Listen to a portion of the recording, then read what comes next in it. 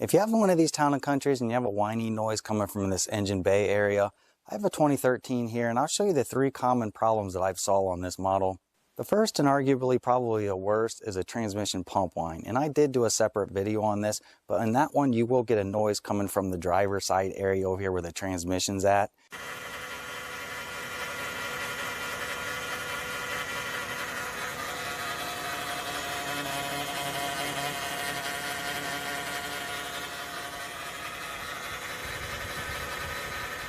The other 2 common whining noises is either power steering or the alternator.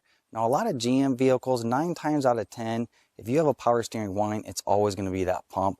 On this model, I have saw that this reservoir has a screen in there and it gets plugged, and that's what's causing the power steering whine on this model. So sometimes you can get lucky and just replace that reservoir.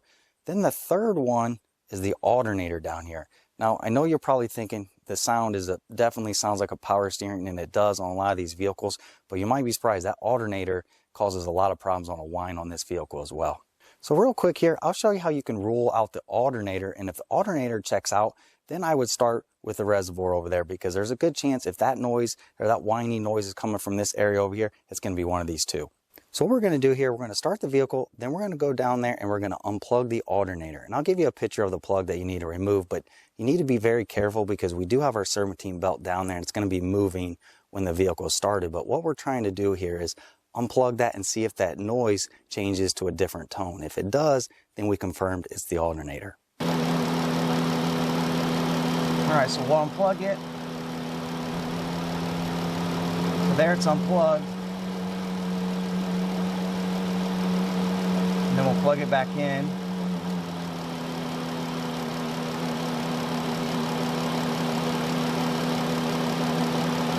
It doesn't seem to change that much, so I'm guessing it's this reservoir over here.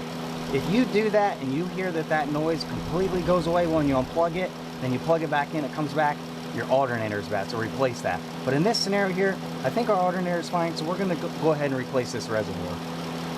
Before we release those hoses, we're going to try to get as much fluid out of here as we can so we minimize the mess that we make. There's 1,000 different ways you can get this out. You know, you can use one of these Mighty Vacs. This is just a gear lube pump. There's Turkey basers. Just use whatever you got there and get the majority of that fluid out of there, and we'll release those hoses.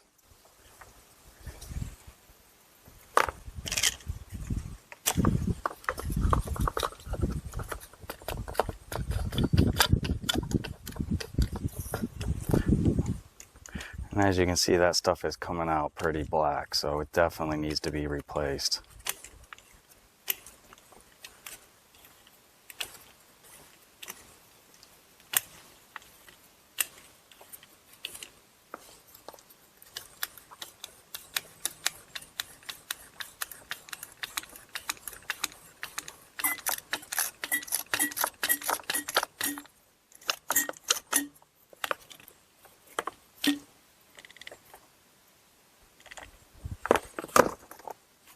Then we'll set a couple of these pads that will absorb fluid down here, so if we do spill anything, we'll collect it before it makes a mess.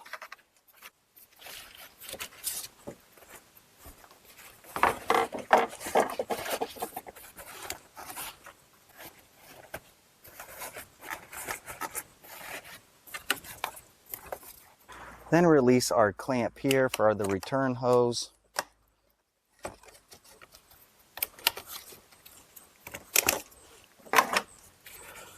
And sometimes these will come off, and other times you gotta fight with them a little bit. Just gently take a screwdriver back here and try to pry it back.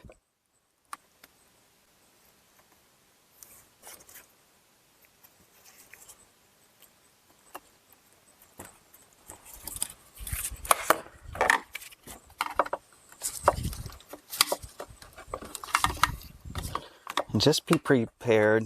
When this comes off, I do have a bottle here. I'm going to try to get a lot of that fluid that's going to come out. There is going to be some that's going to come out of here. So just have some things ready so you don't make a mess.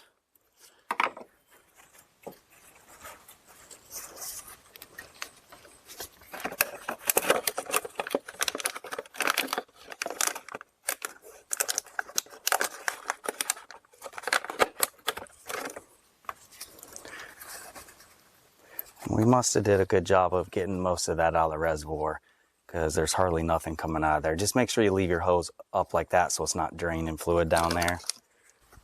Then I do have one of these power steering caps. Put that on the end there. Then we'll remove the one on the bottom as well. And I'm using a hose clamp tool here. If you don't have this, you know, pliers will work on there as well, but this thing just makes life a lot easier.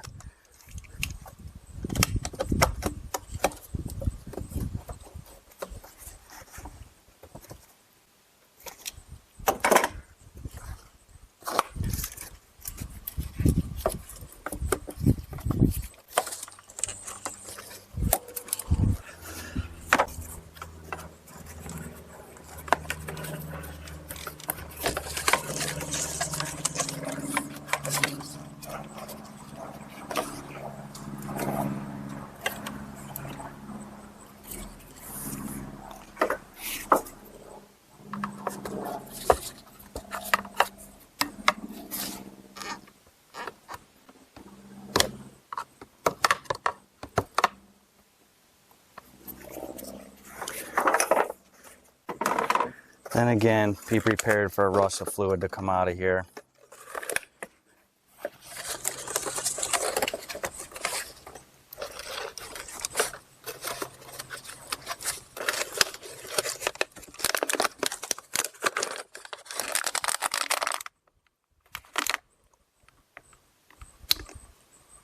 And you're gonna spill a little bit. That's why I put those absorb pads down there. But you want to just try to keep the majority of it from going down the side of your engine there.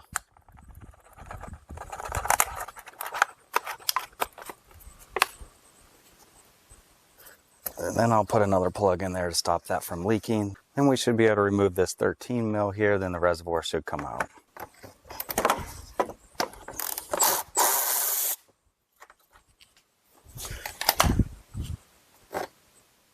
One comment I'll add here real quick, because I get this question all the time. Why do I need to replace a reservoir when I have a power steering pump Whine? And the reason is there's a filter in here that you cannot get to because it's down here on the bottom. What happens is this clogs up over time. And on these Chryslers, I mean, you literally have to do this almost every couple years if you don't have good fluid in there. It just gets jammed up. Yeah, maybe you could try to put something down in there and clean it out, but honestly, it's not worth the hassle. Just get the reservoir. It's only like 30 bucks. I have the Mopar one here today. It was like 42, a little bit more, but there's plenty of aftermarket ones out there. But let me cut this open here to give you an example of what this looks like in here so you understand of why this fails, because it gets jammed up with stuff.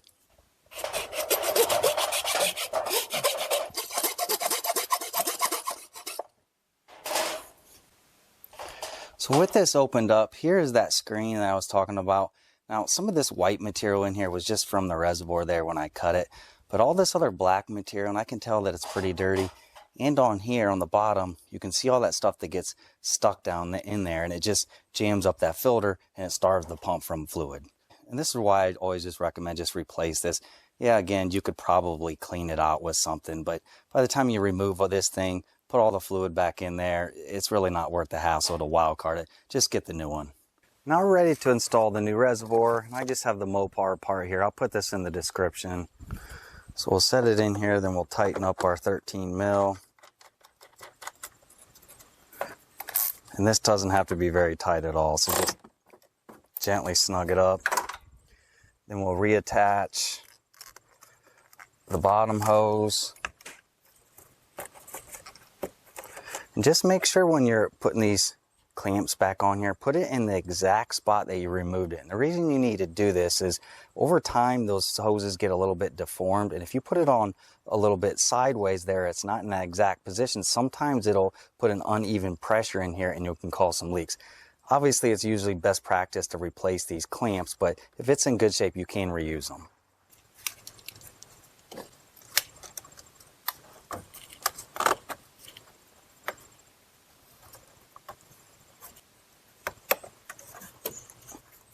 Alright, so that's connected. Now we're ready to flush this system.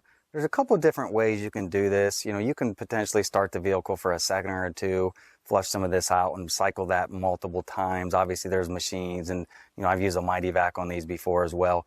But the easiest way for you at home to do this without risking damaging anything. Leave this return line off. We're going to put it into a container so we can have the fluid come out of here. Jack the front of the vehicle up off the ground, then turn the steering wheel stop to stop maybe 20 to 30 times.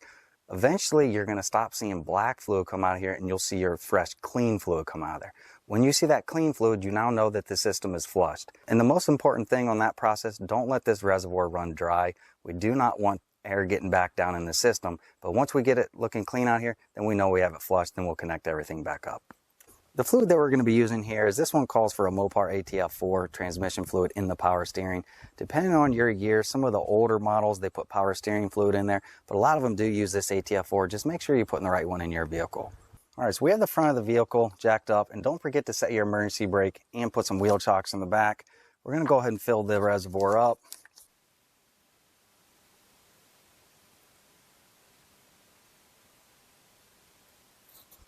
And if you have a helper, have them go in there and turn the wheel lock to lock while you monitor this. If you're doing it yourself, you can still do it. Just make sure this is securely attached in here, because sometimes with the pressure of this can come out and you start making a mess up here. All right, so my helper is in there turning the steering wheel, and you can see it's flowing out of there. And at the same time, you can see over here, our reservoir is going down there.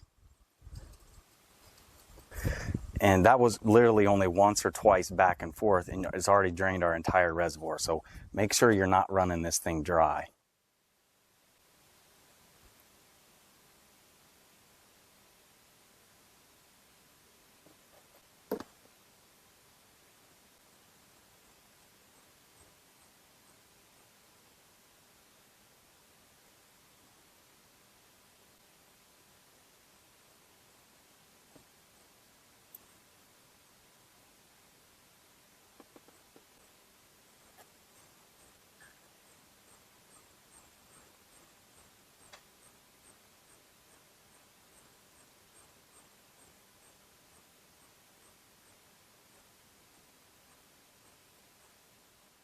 And just that quick, we've already went through this entire quart of this fluid.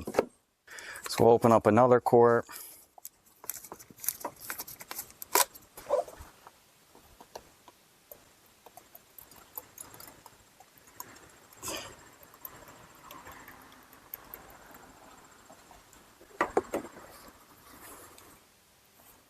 All right, go ahead.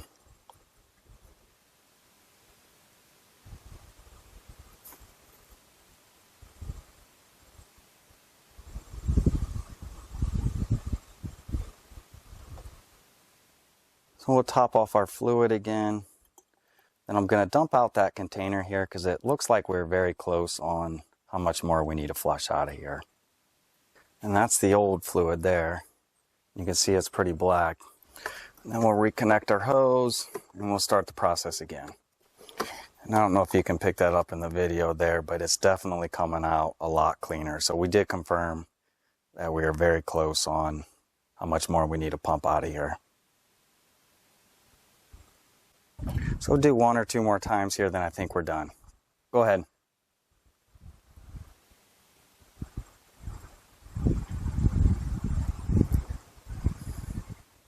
All right, so now I can see it is coming out a lot cleaner. So we did confirm that we flushed all the old fluid out and then we have the new fluid. So now we'll go ahead and connect our hose.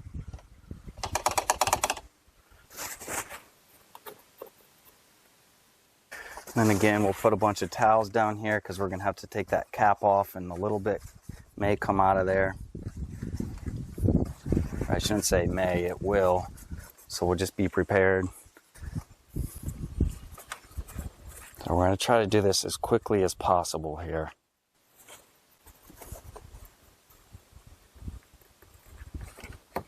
Just like that. So we just got a little bit out of there, but it's on there good. So then we'll put our hose clamp back on there.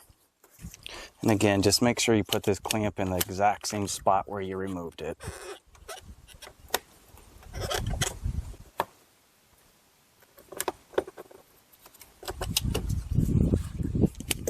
And then if you remove this clip down here holding the hose, make sure you reconnect that. And the last thing we need to do was we'll just top off our fluid here to the max.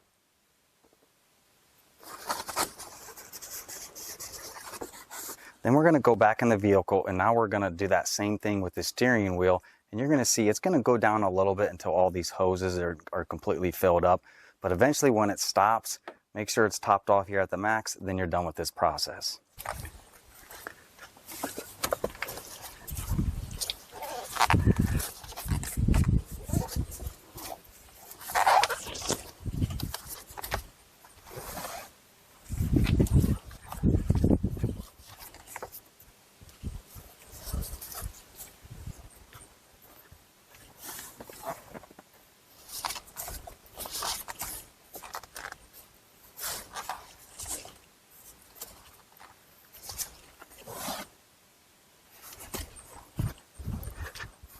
After you do that a couple times, just come back here and make sure that, again, don't let that reservoir run dry. Keep adding fluid until you get it to be steady.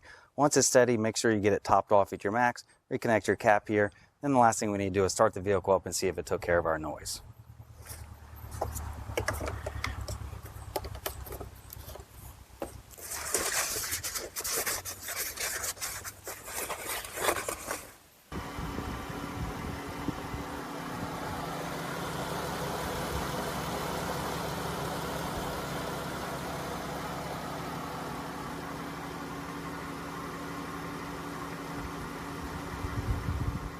All right, so when we fired that up, we heard a little bit of noise initially, and you're going to hear that until the fluid goes through the system. And as you can see there, it did drop just a little bit, so we'll make sure we hit this max. And over the next couple of days, just monitor it in case you need to put a little bit more in there. Just make sure between that max and min, then you should be all set here. But as you can see, this is a very easy job. I see a lot of these Chrysler vans whining all the time. And one other note I'll make real quick, when you have a cold startup, this vehicle still will whine for a couple seconds. That is normal, but after it warms up for 10-15 seconds, you should not hear any noise. If you do, good chance it's probably this reservoir here. So just do the same process that I did here today, and that'll take care of your noise. So hopefully this helped you out. If it did, please give me the thumbs up. If you're interested in more content like this, please hit that subscribe. But again, I hope this helped you out, and thanks for watching.